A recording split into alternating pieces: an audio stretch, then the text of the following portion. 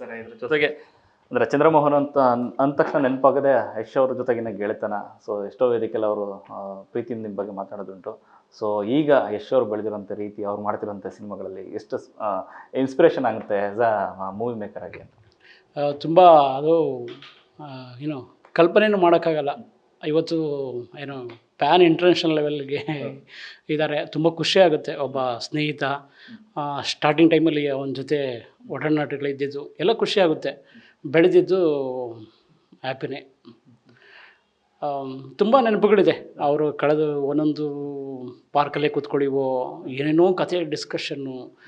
ಒಂದು ಕ್ಷಣ ಕೂಡ ಸ್ಟಾರ್ಟಿಂಗಲ್ಲೇ ಅವರು ಹೇಗೆ ಅಂದರೆ ಕ್ಯಾರೆಕ್ಟ್ರು ಅವರು ಏನೋ ಊಟ ಮಾಡಿಲ್ಲ ಅಂದರೂ ಕೂಡ ಸಿನಿಮಾ ಸಿನಿಮಾ ಸಿನಿಮಾ ಅಂತಿದ್ರು. ಆ ಹಸಿವು ಇನ್ನೂ ನೀಗಿಲ್ಲ ಯಶ್ ಅವ್ರಿಗೆ. ಅದು ಇನ್ನೂ ಕಂಟಿನ್ಯೂ ಆಗ್ತಾಯಿದೆ. ಇನ್ನೂ ಯಾವ ಎತ್ತರಕ್ಕೆ ಹೋಗ್ತಾರೆ ಅಂತ ನಾವು ಕಾಯ್ತಾ ಇದ್ದೀವಿ.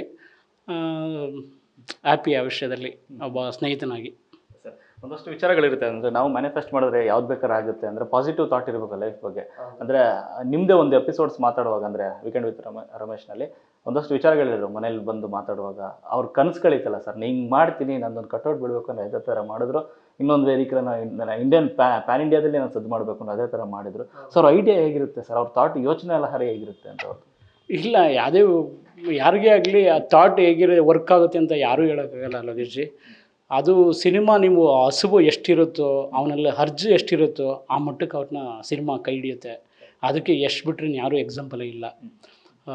ಅವರೊಂದು ಅರ್ಜು ಎಷ್ಟೇ ನೋವಾಗಿರಲಿ, ಎಷ್ಟೇ ಇದು, ಸೊ ತುಂಬ ಚೆನ್ನಾಗಿ ನೋಡ್ಕೋತಿದ್ದ ತಾಯಿ ತಂದೆ ಎಲ್ಲನೂ ಬಿಟ್ಟು ಬಂದು ಹಸುವನ್ನು ಗೆದ್ದು ನಿಂತ್ಕೊಂಡು ಮಲ್ಕೊಳಕ್ಕೆ ಜಾಗ ಇಲ್ಲದೆ ಅದೆಲ್ಲ ಮೀರಿ ಸಿನಿಮಾನ ನಾನು ಇವತ್ತು ಹಂಗೆ ಆಗ್ತೀನಿ ಅಂತ ಯೋಚನೆ ಮಾಡೋದಿದೆಯಲ್ಲ ಥಾಟು, ಅದು ಎಲ್ಲರಿಗೂ ಭಯಪಡಿಸ್ಬಿಡುತ್ತೆ. ಎಲ್ರಿಗೂ ಅದು ಸಾಧ್ಯನೇ ಇಲ್ಲ. ಆ ಹಸಿವು ಅರ್ಜಿ ಇದ್ದವ್ರಿಗೆ ಮಾತ್ರ ಆ ಸಕ್ಸಸ್ ಸಿಗುತ್ತೆ. ಸರ್ ಇಲ್ಲಿ ತನಕ ನ್ಯಾಷನಲ್ ಸ್ಟಾರ್ ಆಗಿದ್ದವರು ಈಗ ಇಂಟರ್ನ್ಯಾಷನಲ್ ಸ್ಟಾರ್ ಆಗುವಂಥ ಸಂದರ್ಭ. ಯಾಕಂದರೆ ಟಾಕ್ಸಿಕ್ ಸಿನಿಮಾದ ಮೇಕಿಂಗ್ ಆಗಲಿ ಅದ್ರ ಬಗ್ಗೆ ಚರ್ಚೆಲ್ಲೇ ಆ ಮಟ್ಟಿಗೆ ನಡೀತಾ ಇದೆ. ಸೊ ಟಾಕ್ಸಿಕ್ ಏನಾದರೂ ಒಂದಷ್ಟು ಗ್ಲಿಮ್ಸ್ಗಳೇನಾದರೂ ಅದ್ರ ಬಗ್ಗೆ ಏನಾದ್ರು ಶೂಟಿಂಗ್ ಅಪ್ಡೇಟ್ಸ್ ಏನಾದ್ರು ತಗೊಂಡಿದ್ದೀರಾ, ಏನಾದ್ರು ಮಾತನಾಡಿದ್ರಾ ಅಂತ? ಇಲ್ಲ, ಇತ್ತೀಚೆಗೆ ಅವ್ರ ಜೊತೆ ಮಾತಾಡಿಲ್ಲ. ಅದು ಎಷ್ಟು ಬಿಟ್ಟರೆ ಹೊರಗಡೆ ಎಲ್ಲೂ ಅದು ಬರೋದು ಇಲ್ಲ. ಅದು ಸೀಕ್ರೆಟು, ಅದು ಹಾಗೇ ಇರಬೇಕು. ಸೊ ಆ ಥರ ಯಾವುದು ಕ್ಲಿಪ್ಸ್ಗಳಾಗಲಿ ನಾನು ಇತ್ತೀಚೆಗೆ ಅವ್ರನ್ನ ಮೀಟ್ ಮಾಡಿಲ್ಲ. ಯಶ್ ಅವ್ರನ್ನ KGF ಟೈಮಲ್ಲಿ ಒಂದು 2-3 ಸಲ ಮೀಟ್ ಆಗಿದ್ವಿ. ಅದಾದಮೇಲೆ ಎಲ್ಲೂ ಮೀಟ್ ಆಗಿಲ್ಲ. ಸರ್ ಸಿಕ್ಕಿದಾಗ ಮಾತುಕತೆ ಹೇಗಿರುತ್ತೆ ಸರ್? ಸಿನಿಮಾ ಈಗಲೂ ಸಿನಿಮಾದ ಬಗ್ಗೆನೇ ಚರ್ಚೆಗಳಿರುತ್ತಾ? ಖಂಡಿತ.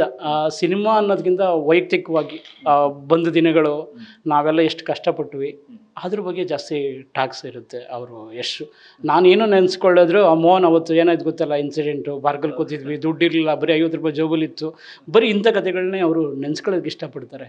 ಅವರು ಯಾವ ಇನ್ಸಿಡೆಂಟ್ಗಳನ್ನೂ ಅವರು ಮರ್ತಿಲ್ಲ.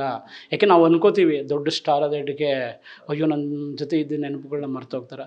ಸೊ ಎಷ್ಟೋ ವಿಷಯಗಳು ನಾನೇ ಮರ್ತಿದ್ದೀನಿ, ಅವರು ಸಿಕ್ಕಿದಾಗ ಮಾತಾಡ್ಕೊಂಡು ಅದ್ರ ಬಗ್ಗೆ ಮಾತಾಡ್ತಾರೆ. ಅದು ಅಷ್ಟಕ್ಕಿಂತಲೇ ಒಬ್ಬ ವ್ಯಕ್ತಿ, ಒಬ್ಬ ಮನುಷ್ಯ ಆ ಲೆವೆಲ್ಗೆ ಬೆಳೆಯೋದಕ್ಕೆ ಸಾಧ್ಯನೇ ಇಲ್ಲ ಸರ್.